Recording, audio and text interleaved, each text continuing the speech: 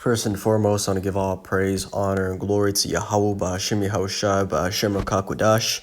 Yahweh is who this world ignorantly calls God. Yahweh is who this world ignorantly calls Jesus. Ba'Hashem means in the name, Rakah means spirit, and Kodash means holy.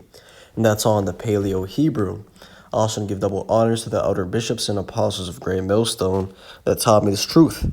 In today's video, I wanted to go into how order is going to be reestablished. Okay, and that starts with this kingdom falling and Yahushua coming back. So, right now we see how, the wicked are in authority. And, the scriptures say that when the wicked are in authority, the people mourn.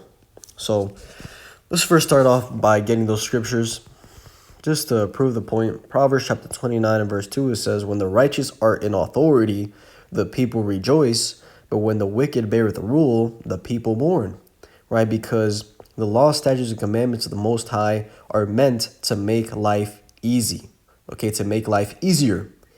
And when you go against that, it only makes life harder. And that's what we see right now is how this earth is being ran by a wicked ruler, okay, by the Edomites. And everyone is mourning. Even, his own people, these Edomites, these, diehard MAGA Americans, they also are crying about how this place is unrighteous and they got to work 2 jobs and, they're stretching out the bills. The mirth has completely vanished. And, Yahweh Ba'Hashem Yahushua told us how, in the last days, it was going to only get worse and worse. How people were going to hate each other because iniquity was going to abound. Let's get that in Matthew chapter 24 and verse 12. And because iniquity shall abound, the love of many shall wax cold. Right? Iniquity going into sin upon sin. And, the more wicked it gets, the worse the conditions get. And the more people struggle and the more people forget about that love. Right? The love is going to wax cold. People are not going to be friendly no more because they are struggling. So this all goes back to the root cause of, who is ruling.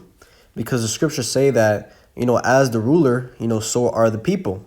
Let's see if I can find that. And should be in Esdras, right? Ecclesiasticus chapter 10 and verse 1, it says, a wise judge will instruct his people, and the government of a prudent man is well ordered. As the judge of the people is himself, so are his officers.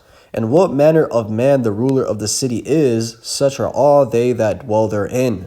Right? So, depending on who the ruler is, that's how the people are going to be. Because that's the influence. And that's the standard.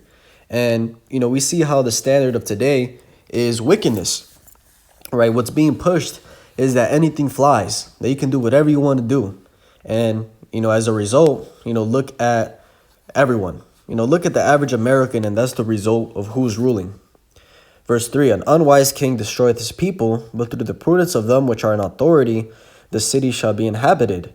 The power of the earth is in the hand of the Lord, and in due time he will set over it one that is profitable. And that is what we're going into today, is how in due time the Lord is going to raise up Yahushua to rule this world in righteousness. He is the one that is profitable. And profitable goes into, making an increase, making something better.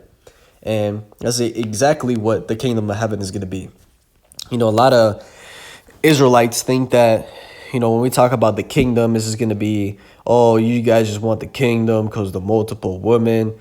They just think it's so low level, so carnally. The multiple women is going to be, something that's not even, in our thoughts. I'll put it like that. Compared to everything else that Yahweh Ba'Hashem Yahushua has promised us, a woman is going to be the least of our concerns. Because Yahweh Ba'Hashem Yahushua said that, no eye hath seen, nor ear hath heard what he has prepared for them that wait for him. Right? Isaiah chapter 64 verse 4, for since the beginning of the world men have not heard, nor perceived by the ear, neither hath the eye seen, O God, beside thee, what he hath prepared for him that wait for him. Right? So nobody can possibly imagine, how great it's going to be in the kingdom. Right? Just putting it like that. Another scripture talks about how, when all this happens, we're going to be as them that dream. Right? It's going to feel like a dream at all the captivity and hardship that we went through. I believe that's in Psalms.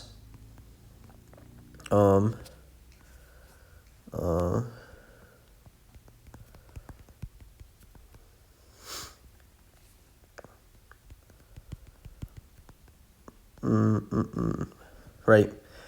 Psalm chapter 126 and verse 1. When Yahweh turned again the captivity of Zion, we were like them that dream. Right. So when he saves the Israelites from all the places where they've been scattered from our captivity, we're going to be like them that dream. We're going to be like, damn, this is insane. We can't, the kingdom is going to be something we can't even possibly imagine. Right. The streets paved with gold. Okay. All types of precious stones and jewels. So this is what Yahweh Ba'Shem Yahushua has promised us, and it all starts with him, and it starts with a righteous government. So Isaiah chapter 2 and verse 1, the word that Isaiah the son of Amos saw concerning Judah and Jerusalem. And it shall come to pass in the last days that the mountain of Yahweh's house shall be established on the top of the mountains, and he shall be exalted above the hills, and all nations shall flow unto it. Right, and that mountain is going into a government. Right, many times in the scriptures, big governments are referred to as mountains, and small governments are referred to as hills.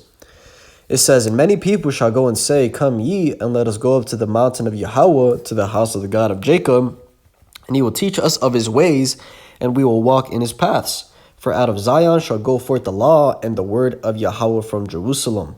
Right, so the nations are going to have to learn the law. Okay. And that right there shows you how we're still supposed to be keeping the laws today to the best of your ability, right? You got these so-called Christians out here saying that you don't got to keep no laws at all and, essentially do whatever you want to do. And that's the Old Testament. Now it's the new, completely bugged out. What kind of sense does it make? You go Old Testament, you keep the laws. Now New Testament, you don't keep the laws. But when the Messiah returns, now everybody has to keep the laws again. Makes no sense, okay? So these other nations are going to have to come to Jerusalem to learn the law because they're not going to have the law, statutes, and commandments inside of them, right? That's part of the second covenant, which was only given to the Israelites, is how the commandments were going to be inside of them, right? Hebrews chapter 8 and verse 10. For this is the covenant that I will make with the house of Israel after those days, saith Yahweh. I will put my laws into their mind and write them in their hearts, and I will be to them a God, and they shall be to me a people. And they shall not teach every man his neighbor and every man his brother, saying, know the Lord, for all shall know me from the least to the greatest. All right, so we're not going to have to teach each other, telling your fellow brother, your fellow Israelite, don't eat pork, don't commit adultery. We're not going to have to say that because we're all going to know the law. Okay, it's going to be programmed inside of us.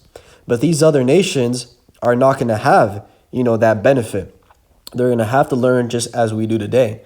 And this shows you that, what's the difference between the kingdom of heaven and, what we're living in right now?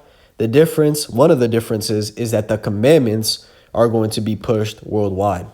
And that is where you're going to get your peace and your order. So verse 4 says, and he shall judge amongst the nations and shall rebuke many people, and they shall beat their swords into plowshares and their spears into pruning hooks. Nation shall not lift up a sword against nation, neither shall they learn war anymore, right? Because peace is going to be established and it's going to be enforced. It says, O house of Jacob, come ye, and let us walk in the light of Yahweh. So this is what it's all about. This is what we're waiting for patiently. And you're supposed to be looking for this kingdom to be destroyed, because the faster this kingdom gets destroyed, the faster the kingdom of heaven is established.